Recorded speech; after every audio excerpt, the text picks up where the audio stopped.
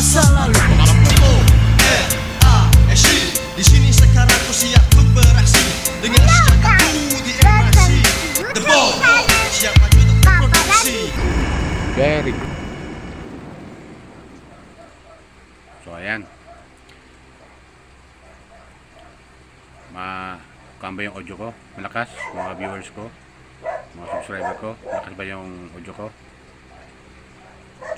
Kung malakas, tuloy tayo. Nga pala, welcome po sa aking YouTube channel, Randy Channel. Paki-subscribe, like, and share sa aking YouTube channel.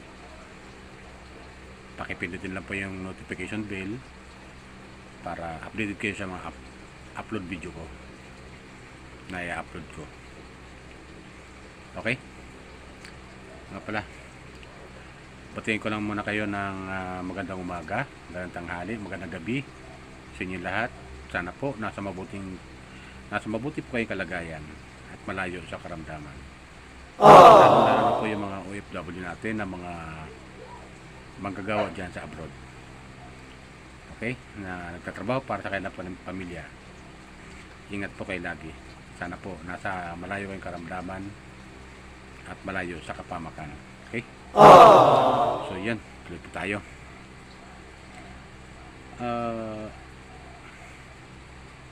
Noong isang araw, meron akong napanood na upload video na si Kabisnes ba? Na tungkol po kay Bong. Ang pamagat doon sa kanyang upload video ni Kabisnes ay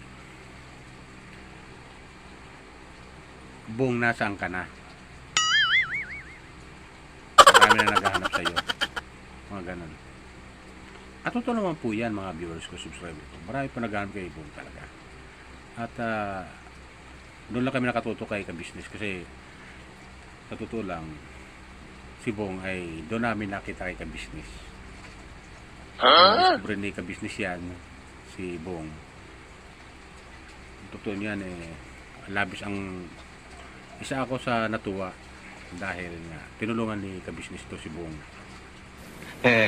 Galing ya. Pasensya na kayo sa background ko ha, medyo marami akong sinampay kasi. Pasensya na kayo. So yun, tuloy tayo. Alam niyo po, nung mapanood ko yung video upload ni Kabisnes na yun, isang araw, labis po akong nalulungkot. Oh no! Doon sa video upload nila na live. Pero dahil di ko nga napanood ng live ay nakaka naman tawag dito, nire-upload nila, ibig sabihin nire-upload nila. Pinanood ko, labis ako nalungkot, mga viewers ko, kapwa ko subscriber, mga kapwa ko viewers ng Kabisnes family, Kabisnes official. Sino ba yan? Papa Dins TV, yan. Shoutout po sa inyo mga Kabisnes family. Lalo na sa iyo, Kabisnes, Mr. Ramirez Kabisnes, sa inyong dalawa. At kay Papa Dins. At sa mga kagwang mo. Shoutout. Yun nga, labis ako nalungkot. Kasi kung totoo yung napakinggan ko na yun, hinahanap nila si Bong. At ewan ko kung totoo yung balita na yung tag dito, yung kwento nila na wala rin kay Clarissa. Kasi itong si Bong, nandun yung kay Clarissa At pinaubayan nila Kabisnes yun kay Clarissa na dahil nga itong Bong. At pinaasa nga ito ni Clarissa na yun nga, pakakasalan, mga ganon, isabi mag-aasawa kasi ito si Bong gusto niya mag-asawa na talaga. At na isa nga ito si Clarissa sa napusuan niya, mga ganon. Kaya labis akong nalungkot, mga ganon, nung mapanood ko yun. What? Bro, what are you talking about, man? At sa napanood ko ang video na yon, Grabe yung sinabi ni Kabisnes kay Clarissa o sa pamilya ni Clarissa na kung sakali makuha nila itong sibong at bumalik sa kanila sa Kabisnes, ay wag na nilang tangkain pa na kausapin o kunin nila si Bong o paasahin Totoo ba yan? o nasa Kabisnes na si Bong ulit. At hinahanap nga nila ito si Bong. Labis-labis ang pag-aalala ni Kabisnes, lalo na si Kabisnes kasi si Kabisnes mahal naman yan si Bong. Kita mo naman kahit pasaway ito si Bong, pero hindi sinusukuan ni Kabisnes yan. Pakikita niya sa kanya, hindi niya sinusukuan si Bong. Hanggang ngayon, hindi niya sumusuko. Alam niyang babalik si Bong sa kanya. Malaki ang posibilidad na bumalik si Bong sa kanya. Kaya gano'n na lang to si Kabisnes, magmahal kay Bong. Pati yung mga kagwang, namimiss na rin nila si Bong. Nung sa upload ng video na yon, nakita ko si Mrs. Kabisnes. Si Mrs. Kabisnes, galit na galit. Galit na galit kay Clarissa. At tama naman si Kan si si Mrs. Kabisnes Kung respeto naman, respeto naman Clarissa.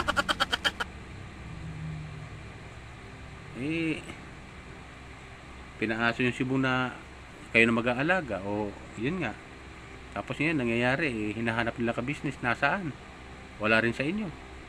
Wala rin kay Clarissa. Ano yan? Kawawa naman si Bong. Naging pag-alagala na uli. Oh Mga no! viewers ko, mga subscriber ko.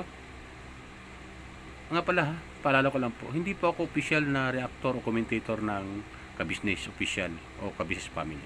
Ako ay nagre-react lang po ako o nagko-comment dahil nga isa po ako sa mga silent viewer na nanonood sa Kabisnes official. At sa kanilang Kabisnes family kay Papa Dins, mga ganon.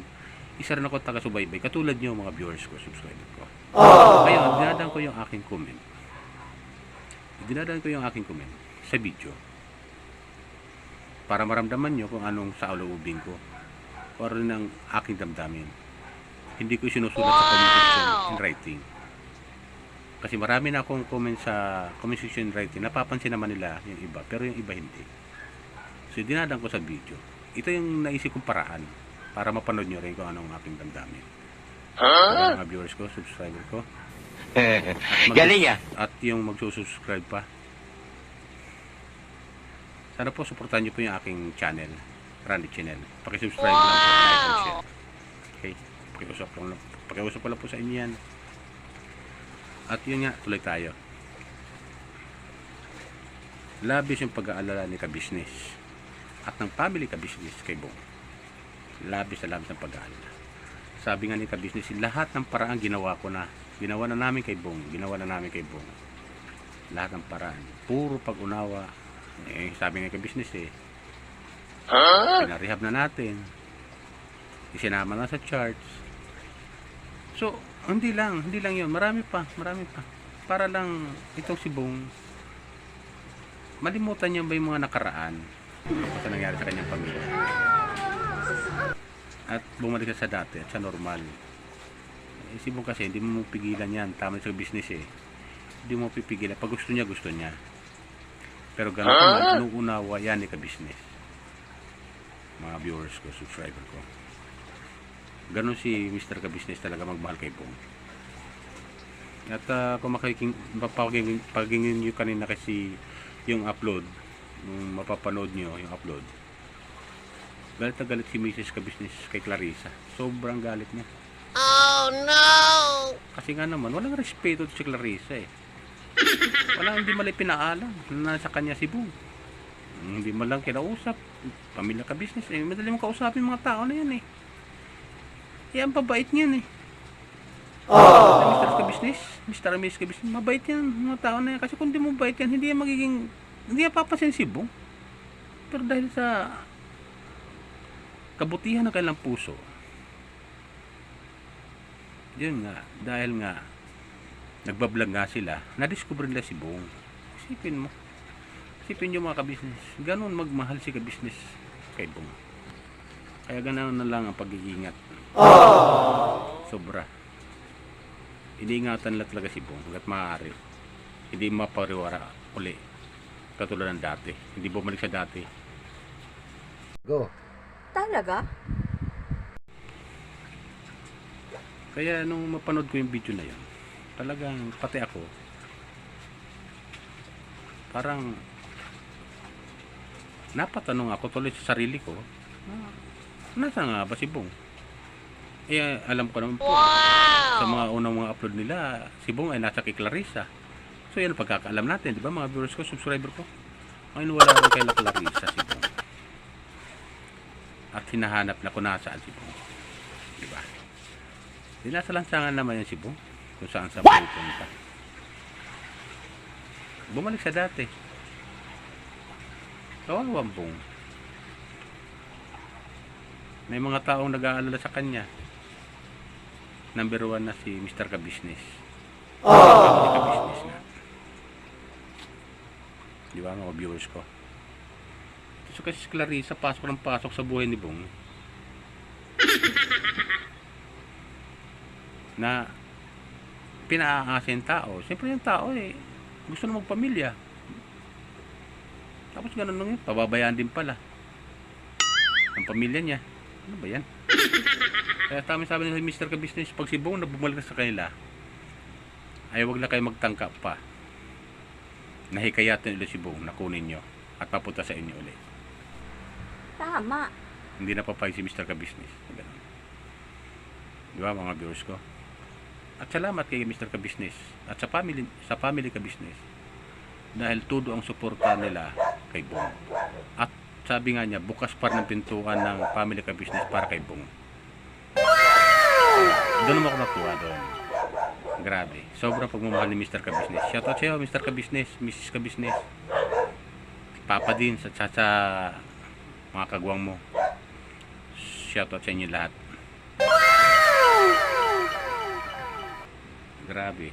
Talaga yung napanood ko na yun. Parang kahit ako nadidismay Okay na siya. Masaya na. Ay kipagbiruan na, isipin mo. Sila nakaisip siya na, di ba, nanalo siya ng challenge sa family Kabisnes. Nanalo siya yung pagbablock ng challenge nila. Isipin mo, naisip ni Bong na ipamigay, ipamahagi yung kanya napanalunan doon sa mga katutubo. Doon sa mga batang nasa bahay ampunan. Ibig sabihin si Bong, maganda na yung pagkuhan niya. Nakakaintindi na siya Alam niya na yung sitwasyon. Pumasok kay si Clarissa at niloko-loko niya siguro to si Bong. Pinaasa. Ayan. Nasira. Nagkagulo uli. Ibig sabihin, parang nasira ba yung mga plano nila Mr. and Mrs. Kabisnes kay Bong, para kay Bong, sa ikabubuti niya. Dahil itong si Clarissa talagang ginamit lang si Bong. Yan ang maliwanag doon, ginamit lang si Bong. Wala siyang pakialam kung anong gawin pa ni Bong sa sarili niya. Basta ginamit niya lang si Bong. Tama yun. Sabi ni Mrs. Kabisnes, i-report niya si Clarissa diyan sa amo niya, diyan sa Hong Kong. Tama yun. Kung mangingialam uli kay Bong, pag nakuha uli nila si Bong, i-report nila si Clarissa para ma-deport dito sa Pilipinas, may balik kasuhan ng ang luloko. Galing ah. Kasi pinaasa nila si Bong Pinaasa niya. Ngayon, nasa si Bong ngayon? Wala sa kanila. Wala sa poder nila. Nananahimik si Bong sa family Kabisnes. Nananahimik si Bong. Tapos pinaasa-asa nyo. Sa Clarissa talaga. Sino ba yan? Mahilig ka talaga manggamit ng tao Yung ginawa mo kay Bong, panggagamit mo yan Sobra. Panggagamit mo yung ginawa mo kay Bong. Ginagamit mo lang si Bong. Tapos ngayon, hahayaan nyo. Dapat hanapin nyo. Hanapin nyo. Nasaan si Bong? Nananahimik sa Kabisnes family yun eh. Pinakialaman ninyo. Pinaasa-asa nyo yung tao. Talaga.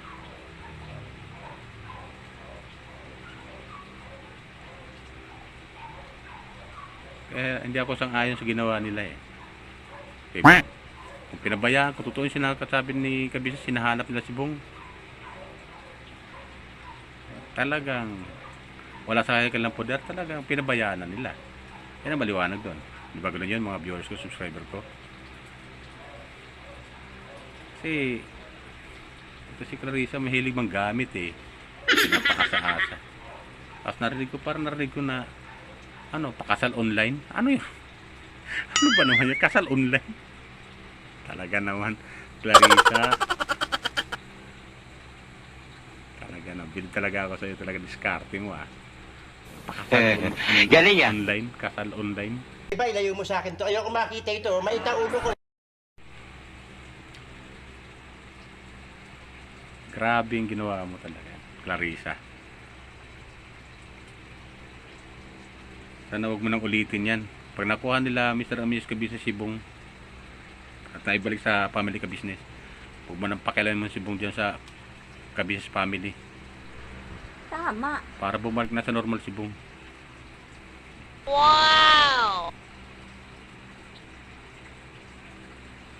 Kung pag bumalik sa normal si Bong, makapag-isip yan ng hindi lang ikaw yung babae sa mundo. Ganun yan. Galing yan. Kabisnes. Hindi lang siya ang babae sa mundo. Marami pang makikita si Bong. Pagdating ng araw na bumalik sa normal si Bong, yung kanyang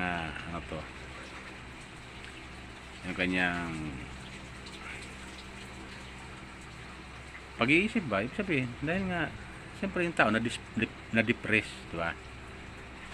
Yung bumalik siya at mawala na yung depression niya at makapag-isip-isip na mas maganda sa tulong ng family business.